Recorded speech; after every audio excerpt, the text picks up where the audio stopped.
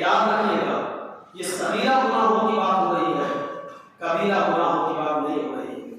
وہ رمضان کے روزے کیا، اگر اپنا کاروبار چھوڑ کے، اپنا بزنس چھوڑ کے اور محنت کی کمائی کے بعد اگر آپ حج کے میدان میں بھی پہنچ جائیں اور جہاں اللہ آسمان دنیا پر آ کر کہتا ہے کہ میرے بندے تو میرے لیے سب کچھ چھوڑ کر اور اپنے گناہوں کی بوری لاد کر میرے یا اس گھر میں آیا ہے افراد کے میدان میں اور ہم سے معافی مانگ رہا ہے، میں نے تجھے معاف کیا۔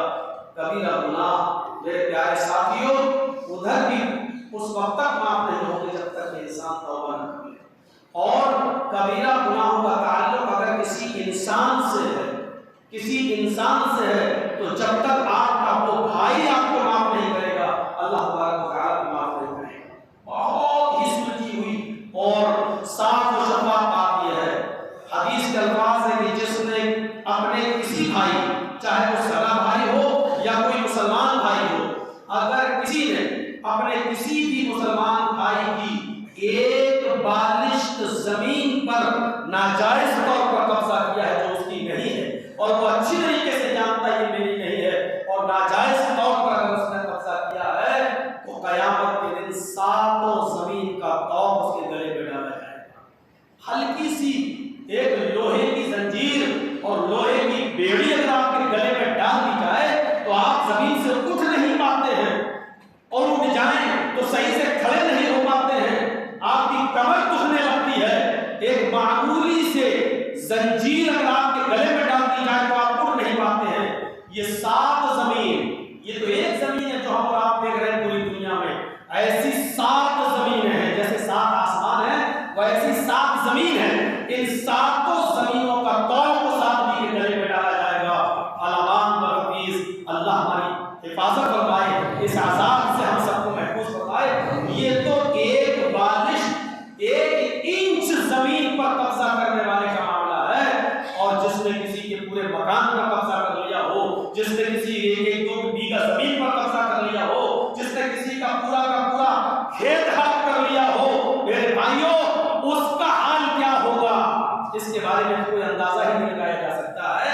تو یہ کبیرہ گناہ، اور اگر اس کا تعلق کسی بھائی سے ہے تو جب تک آپ کا وہ بھائی آپ کو معاف نہ کرے اللہ بھی معاف نہیں کرے گا۔ تو یہ روزے کے تعلق سے فرمایا من صام رمضان ایمانا واحتسابا غفر له ما تقدم من ذنبه، جس نے رمضان کے پورے مہینے کے روزے رکھے اللہ رب العالمین ایمان کے ساتھ اور ثواب کے نیت سے اللہ اس کے سارے گناہوں کو بخش دیتا ہے، معاف کر دیتا ہے۔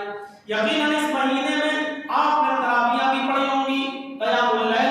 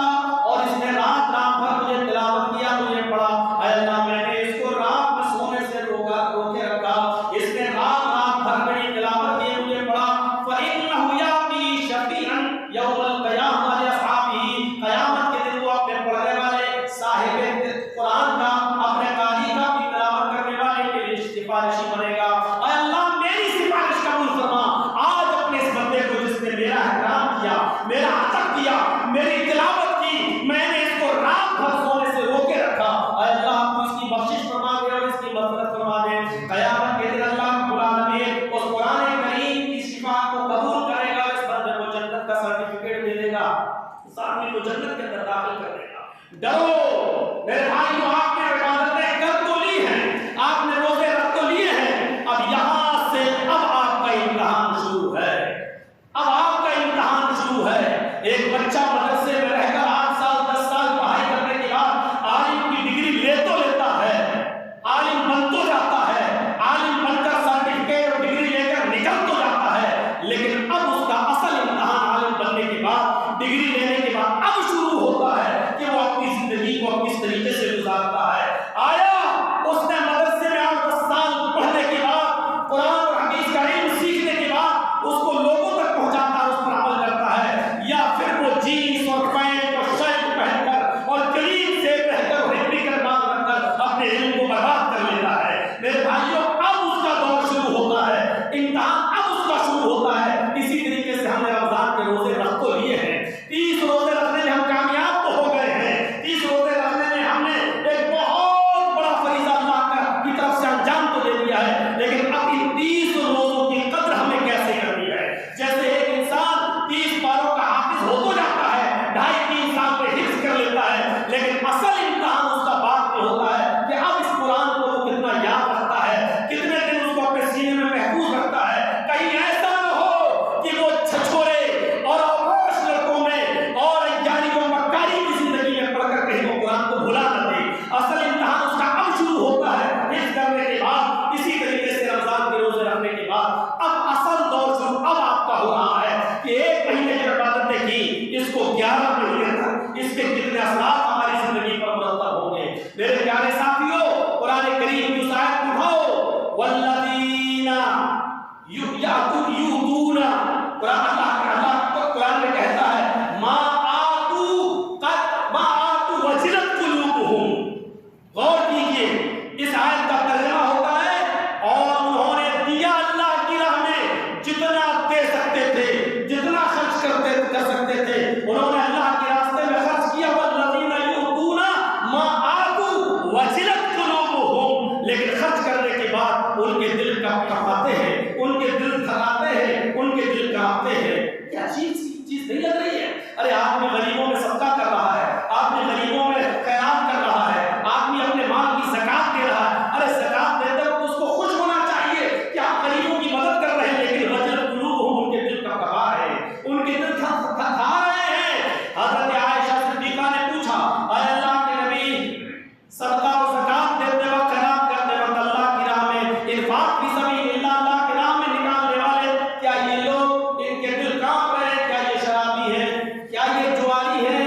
کیا انہوں نے شراب پی تھی؟ کیا انہوں نے جوا کھیلا تھا؟ کیا انہوں نے زناکاری میں اپنی زندگی گزاری؟ آخر کیوں کانپ رہے ہیں؟ کیوں تھرا رہے ہیں؟ کانپنے کی اور تھرانے کی وجہ کیا ہے؟ اللہ کے نبی صلی اللہ علیہ وسلم فرماتے ہیں، لا یا بنت صدیق، نہیں اے صدیق کی بیٹی، ایسی بات نہیں ہے۔ لا یا بنت صدیق، اے ابو بکر کی بیٹی، ایسی بات نہیں ہے۔ ان کے دل جو کپکپا رہے ہیں، اس لیے نہیں کہ انہوں نے شراب پی، اس لیے نہیں کہ انہوں نے جوا کھیلا، اس لیے نہیں کہ انہوں نے بہت غلط کام کیے، دنیا کی مکاریاں جاری کی، نہیں، اس لیے نہیں۔ والذین هم یصومون، بلکہ یہ لوگ روزے کے بہت پابند ہیں، ویصلون، اور 5 وقت کی نمازیں بھی پڑھا کرتے ہیں۔ ان کے روزوں میں کمی نہیں، ان کے روزوں میں کوئی کمی محسوس نہیں کی گئی، نمازوں میں انہوں نے بڑی پابندی کے ساتھ نماز ادا کی۔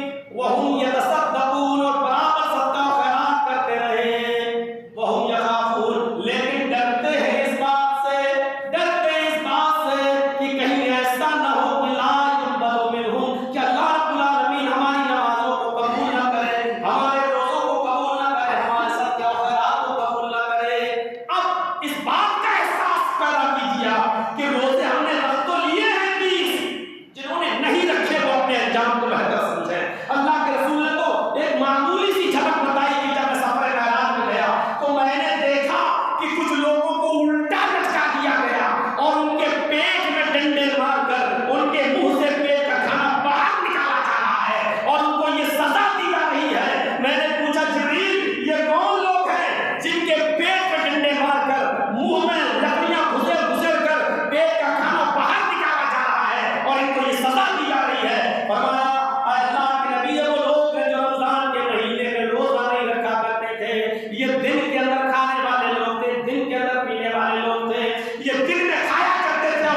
کیا کرتے تھے.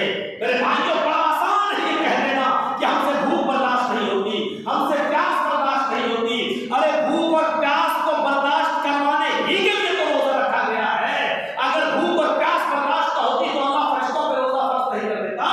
فرشتوں پہ روزہ فرض نہیں ہے, کیونکہ فرشتے اگر روزہ رکھ لیں تو کوئی کمال نہیں ہے, کیونکہ وہ تو نہ کھانا کھاتے ہیں نہ پانی پیتے ہیں. اگر وہ روزہ رکھ لیں تو کوئی کمال نہیں ہے. روزہ ہم پر اسی لیے فرض کیا گیا ہے کہ روزے کی حالت میں تم بھوک برداشت کرو, پیاس برداشت کرو.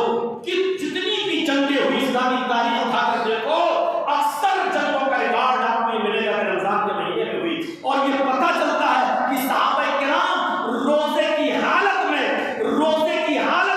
روزہ رکھتے ہوئے میدان جنگ میں جنگ لڑا کرتے تھے. میرے پیارے ساتھیوں, اس بات کا احساس ان کے دلوں میں, ہم آج اگر مزدور ہیں یا مستری ہیں تو آج ہم روزہ نہیں رکھتے صاحب, ہمیں دن بھر کام نہیں ہوتا ہے, ہم مزدور ہیں, ہم پہ کام نہیں ہوتا ہے. میرے پیارے ساتھیوں, ان لوگوں کے ثواب کا کیا کہنا جو روزے کی حالت میں محنت بھی کرے اور روزہ بھی رکھے. میرے بھائیوں, ہم جیسے لوگ روزے کی حالت میں دن بھر سوتے رہیں اور یہ کنڈیشن میں پڑے رہیں, بھلے ہی روزہ ہمارا قبول ہو جائے, لیکن وہ ثواب اور وہ مقام و مرتبہ ہمیں اور آپ کو نہیں مل سکتا جو ایک مزدور کو ملے گا, جو روزے کی حالت میں بھی ہے اور محنت بھی کر رہا ہے, اپنے بیوی بچوں کے لیے کما بھی رہا ہے, اپنے بچوں کی پڑھائی لکھائی کے لیے کما بھی رہا ہے, مزدوری بھی کر رہا ہے, رکشہ بھی چلا رہا ہے, مستری گیری بھی کر رہا ہے, حلال روزی بھی کما رہا ہے, اور وہ روزے کی حالت میں بھی ہے. لیکن جن لوگوں نے روزہ نہیں رکھا وہ اپنے انجام کو بہتر سمجھیں. ڈرنا چاہیے کہیں یہ زمین پھٹ نہ جائے اور اس زمین کے اندر ہم سما نہ جائیں. میرے پیارے ساتھیوں, فرشتوں کی اصطلاح میں آج کا دن عید کا دن نہیں ہے, فرشتوں کی اصطلاح میں آج کا دن یوم الجائزہ ہے, آج کا دن انعام کا دن ہے, آج کا دن انعام کا دن ہے. اللہ کے نبی صلی اللہ علیہ وسلم نے فرمایا کہ مزدور کا پسینہ سوکھنے سے پہلے تم اس کی مزدوری دے دو.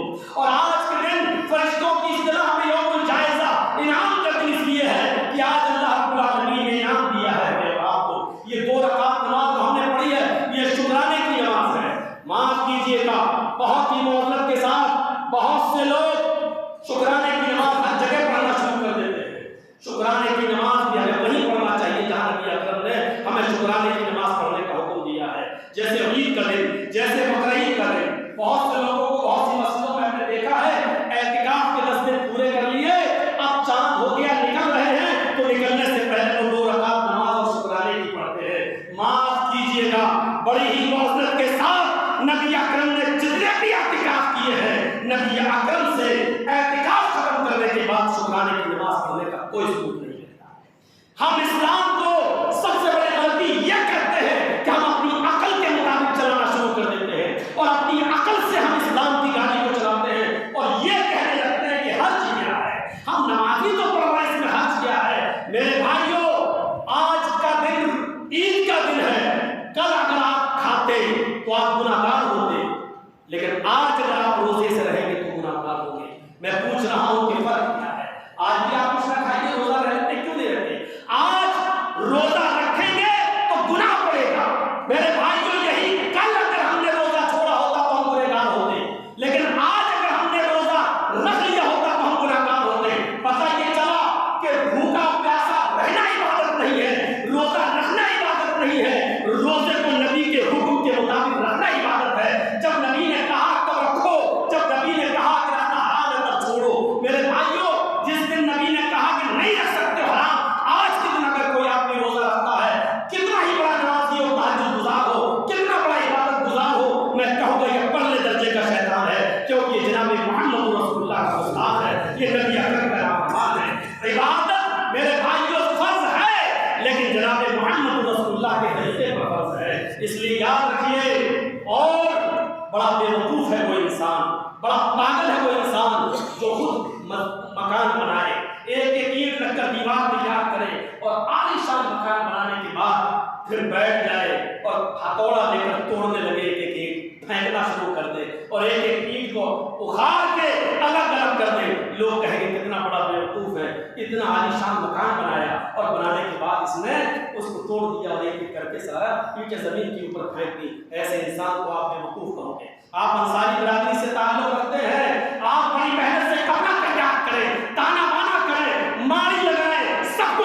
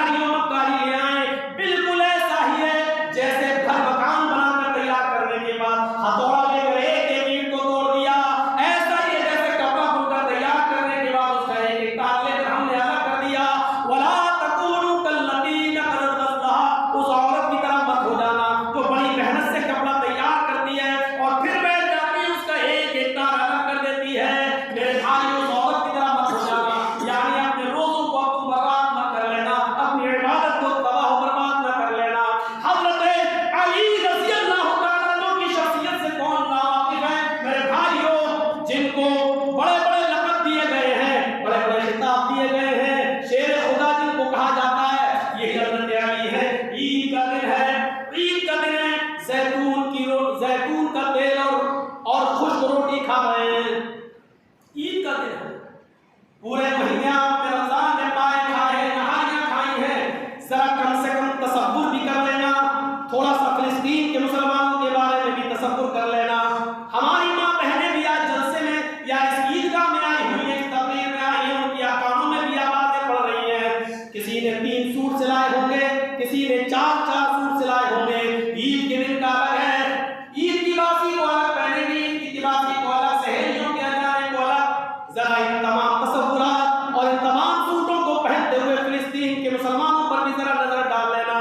आज उनके घर में ईद के दिन सेवइयां खाने के लिए नहीं है। आज उनको ये भी डर है कि अगर हम ईद की नमाज भी अपने घर में पढ़ेंगे तो बमबारी ना हो जाए। मलबों में बच्चों की लाशें मिल रही हैं, उनके पास तो बाहर से सदके और ज़कात का माल का कपड़ा भी पहनना उनको नसीब नहीं हो पा रहा है। मेरी माँ और बहनों, आज के दिन नया कपड़ा पहनते वक्त और कल बासी के दिन दूसरा सूट पहनते वक्त और तिबासी के दिन तीसरा सूट पहनते वक्त जरा फिलिस्तीन की माँ और बहनों को और उन बेवाओं को भी याद कर लेना कि उनके हालात कैसे गुजर रहे हैं। ईद का दिन तो गरीबों की हमदर्दी का दिन था और इसीलिए तो सबका फित्र देने का हुक्म है कि ईद के दिन कोई भी भीख मांगता हुआ नजर ना आए। ईद के दिन हर मुसलमान के घर में इतना पहुंचा दो कि कोई भी आपकी तुम्हारी खुशी में आज खुशी के दिन भीख मांगता हुआ नजर ना आए। मेरे भाइयों, बढ़ावा हमने और आपने दिया है। इस तकरीर को सुनने के बाद भी आप बढ़ावा देंगे और अभी वहां जितने फकीर होंगे उनको 10-10, 20-20 रुपए भी आप देंगे, जबकि ईद के दिन फकीरों को देने से सख्त मना किया है जनाब मोहम्मद रसूलुल्लाह सल्लल्लाहु अलैहि वसल्लम ने। सदका और खैरात की इबादत है, लेकिन नबी ने जहां बोला वहां दो, और नबी ने जिस दिन मना किया उस दिन मान जाना भी इबादत है। मेरे भाइयों, आज के दिन अगर आप गरीबों को सदका और खैरात करोगे तो आपको कोई सवाब नहीं मिलेगा, बल्कि डर है कि नबी की नाफरमानी पर हमें अज़ाब न मिलने लगे। आप कहेंगे सदका ही तो है। अरे ये सदका तो फिर इसीलिए तो देने का हुक्म दिया है कि ईद का चांद हो जाने के बाद से लेकर नमाज ईद से पहले गरीबों तक पहुंचा दो, ताकि आज के दिन उनके घर में भी चूल्हा जले, आज के दिन कोई यतीम बच्चा सड़कों पर भीख मांगता हुआ नजर न आए। लेकिन ईद के दिन ये भिखारी सबसे ज्यादा भीख मांगते हुए नजर आएंगे, और उसकी वजह यह है कि ये बढ़ावा हमारी कौम ने, हमने और आपने ये बढ़ावा दिया है। हम और आप इस बढ़ावे को रोक लें शरीयत की रोशनी में, नबी अकरम के फरमान के मुताबिक, तो मेरे भाइयों ये सारे के सारे चीजें बंद हो जाएं। याद रखना, सदका खैरात तभी इबादत है जब जनाब मोहम्मद रसूलुल्लाह के तरीके पर दिया जाएगा। बाइस आज़ाब है जब हम तरीके रसूल को हम छोड़कर हम कोई दूसरा तरीका अपनाएंगे। तो मेरे प्यारे साथियों, बात थोड़ी सी आगे निकल गई। हजरत अली है और हजरत अली ईद का दिन है और सूखी रोटी खा रहे हैं। आज के दिन कौन है जो सूखी रोटी खाएगा? आज तो गरीब के यहाँ पर भी सूखी रोटी नहीं मिलेगी, लेकिन हजरत अली सूखी रोटी खा रहे हैं। और जैसे हम लोग रोटी पर घी चिपड़ लेते हैं, वहाँ घी नहीं है, जैतून का मोतबर फल है, उसी जैतून का तेल उन्होंने खुश्क रोटी के ऊपर चिपड़ रखा है, और कोई सालन नहीं है, सूखी रोटी जैतून का तेल चुपा हुआ उसी को चबा रहे हैं और खा रहे हैं। एक शख्स ने कहा, अमीरुल मोमिनीन, आपका ये हाल है, ईद का दिन और ये सूखी रोटी, ईद का दिन और ये खुश्क रोटी। हजरत अली ने कहा, ईद के दिन से इसका क्या ताल्लुक है? खुश्क रोटी का ईद के दिन से क्या ताल्लुक है? फरमाया, आज तो ईद का दिन है। हजरत अली ने जो जवाब दिया वो जवाब सुनो मेरे भाइयों, वही ईद के दिन की रूह है, वही जवाब ईद के दिन की बुनियाद है, वही जवाब ईद के दिन का सबक है, ईद के दिन की रगत है। हजरत अली ने कहा, वाह या हाज़ा, सूखी रोटी देखकर ताज्जुब करने वाले, वाह या हाज़ा, फला शख्स, मेरी सूखी रोटी और खुश्क रोटी और जैतून का तेल चुपड़ा हुआ देखने वाले और इस पर ताज्जुब करने वाले, इसका क्या ताल्लुक है ईद के दिन से? अरे ईद का क्या मतलब है? फिर हजरत अली ने फरमाया, लैसल ईदु लिमन लबिसल जदीद व अकल सरीद। फला शख्स, ईद उसके लिए नहीं है जो नए कपड़े पहन ले। बस ये सुन लीजिए हजरत अली का कौल। ईद का खुतबा हम ज्यादा लंबा नहीं देंगे। क्या कहा?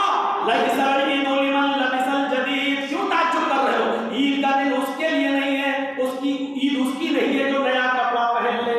वो अकल सरीद, और ईद उसकी भी नहीं है जो उम्दा खाना खा ले। अब चलेगा एक रस्म और चलेगा एक सिलसिला, घर घर सेवइयां खाने जाने का, घर घर एक दूसरे के यहाँ जाने का, घर घर दूसरे के यहाँ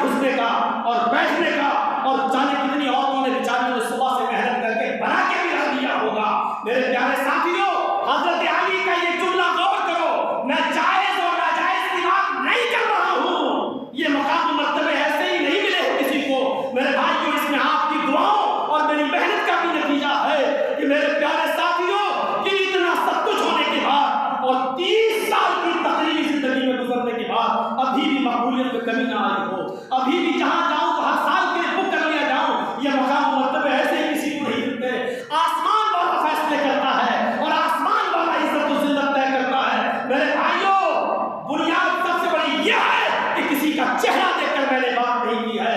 अमीर होंगे आप अपने घर के, रईस होंगे आप अपने घर के, साहूकार होंगे आप अपने घर के, चौधरी होंगे आप अपने घर के, पैसे वाले होंगे आप अपने घर के। ये अल्लाह का घर है।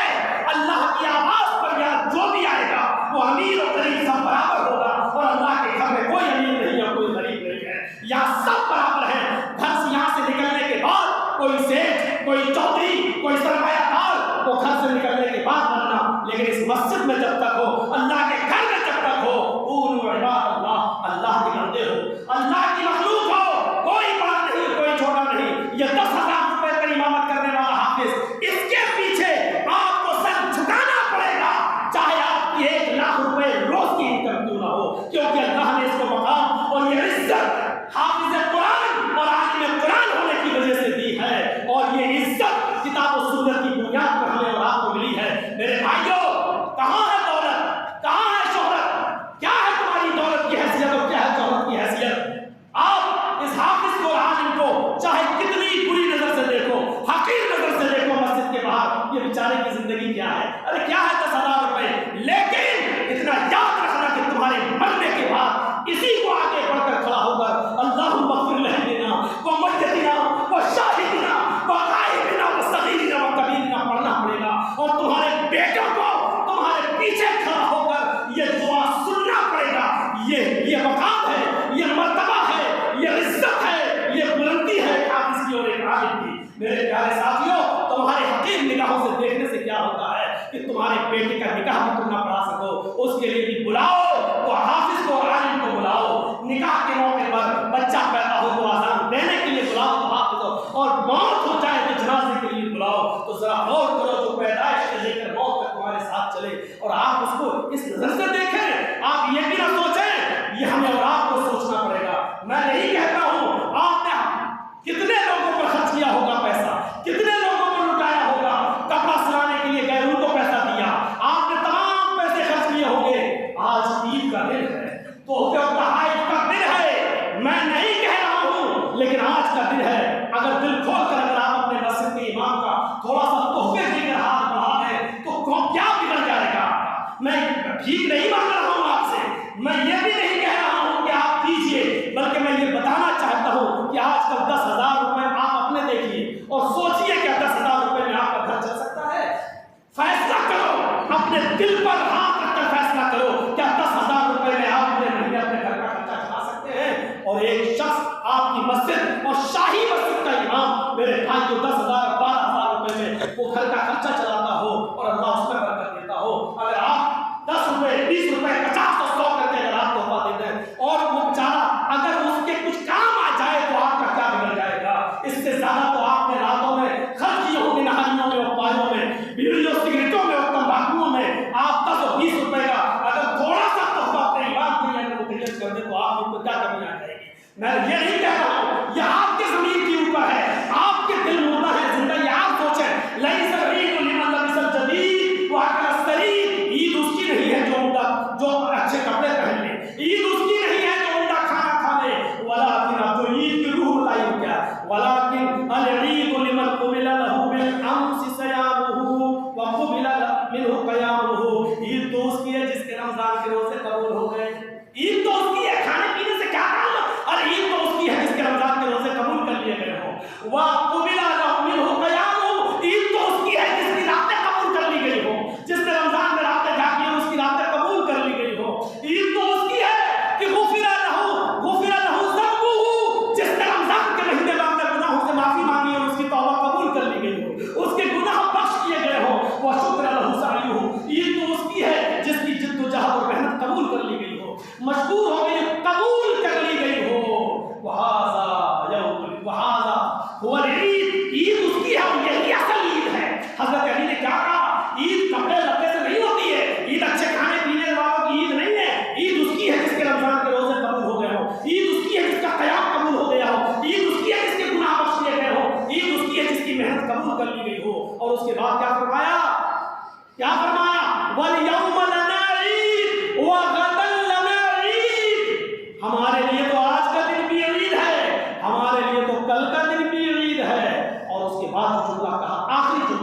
اس کے بعد کیا کہا؟ وَكُلُّ يَوْمٍ لَا نَعْصِي اللَّهَ فِيهِ، اور ہر وہ دن ہمارا عید ہے جس دن ہم اللہ رب العالمین کی نافرمانی کا کوئی کام نہ کریں۔ اگر ہم نے آج اللہ کی نافرمانی کا کوئی کام نہ کیا تو ہمارے لیے وہ دن بھی عید ہے۔ فرمایا عید اس کی ہے کہ جس نے جس دن اس اللہ رب العالمین کی نافرمانی کا کوئی کام اس سے نہ ہو، اس کے لیے وہ دن بھی عید ہے۔ تو میرے بھائیوں، اپنا آج بھی عید مناؤ، اپنا کل کا دن بھی عید مناؤ، اور ہر دن کو عید مناؤ جس دن اللہ کی نافرمانی نہ کر سکو۔ اب عید کے کیا اثرات، رمضان کے کیا اثرات ہماری زندگی پر مرتب ہونا چاہیے، کل جمعے کے خطبے میں انشاءاللہ میں بیان کروں گا۔ شاید آپ صاحب چاہ رہے ہیں تو کل جمعے کا خطبہ مجھے یہی شاہی مسجد میں دینا ہے۔ اللہ تبارک و تعالیٰ سے دعا کیجیے کہ ہمارے اللہ رمضان کے روزوں کو ہمارے قبول فرما لے، ہمارے قیام کو قبول فرما لے، ہمارے لیلۃ القدر کو قبول فرما لے، ہمارے تراویح کو قبول فرما لے۔ اللہ ہمارے لیے ہر دن عید کا دن بنا دے۔ الہ العالمین ہمیں غریبوں کی ہمدردی ہمارے دلوں میں پیدا فرما دے، روزے کے ساتھ ہماری زندگی پر پیدا فرما دے۔ الہ العالمین ہر رات انہیں افطار کے وقت بہت سے لوگوں کو جہنم سے آزاد کرتا ہے، اور تو نے آزاد کیا ہے۔ الہ العالمین ہمارے رشتہ داروں کو بھی آزاد فرما دے۔ الہ العالمین